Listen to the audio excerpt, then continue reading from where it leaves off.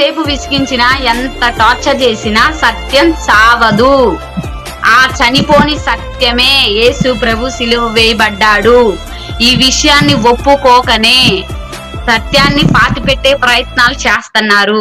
మీరు ఎంత పాతిపెట్టాలని ప్రయత్నం చేస్తారో అది అంతకి 10 రెట్లు ప్రబలతా ఉంటది. అదే క్రైస్తవ్యం, అదే క్రీస్తు, అదే బైబిల్, అదే నేను వెంబడిస్తున్న మార్గం. ఆయనే నా ఆరాధ్య దైవం. యేసు ప్రభు వారు శిలువలో మరణించారు.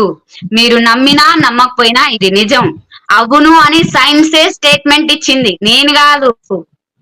సైన్స్ డాక్టర్స్, సైంటిస్టులు ఎంతో మంది యేసు ప్రభువుని సిలువ వేసిన ప్రాంతానికి వెళ్ళి ఆయన యొక్క రక్తాన్ని తీసుకొని వచ్చి టెస్ట్ చేసి ఇది క్రీస్తు రక్తమే, ఈ రక్తములో ఈయన మానవుని కలయిక ద్వారా పుట్టలేదు, ఈయన పలానా క్రీస్తు, ఈయన చనిపోయాడు. చనిపోయిన 1000 సంవత్సరాల తర్వాత ఆ ఎండిపోయిన రక్తపు చుక్కను తీసుకొచ్చి ఒక సైంటిస్ట్ గారు టెస్ట్ చేసి తేల్చి చెప్పిన విషయం ఇది.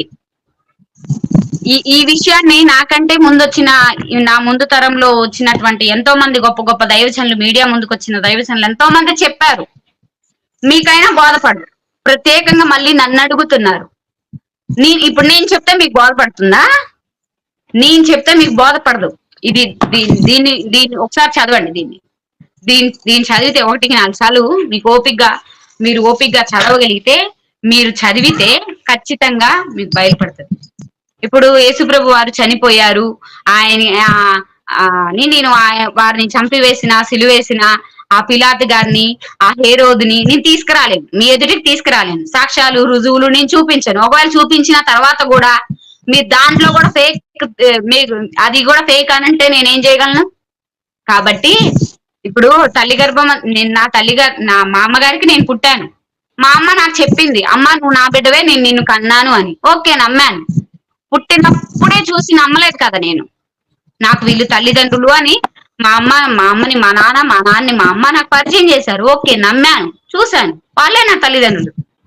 వాళ్ళున్నంత కాలం నేను నమ్మాను, నేను వెంబడించాను, నేను అదే అనుబంధంలో ఉన్నాను.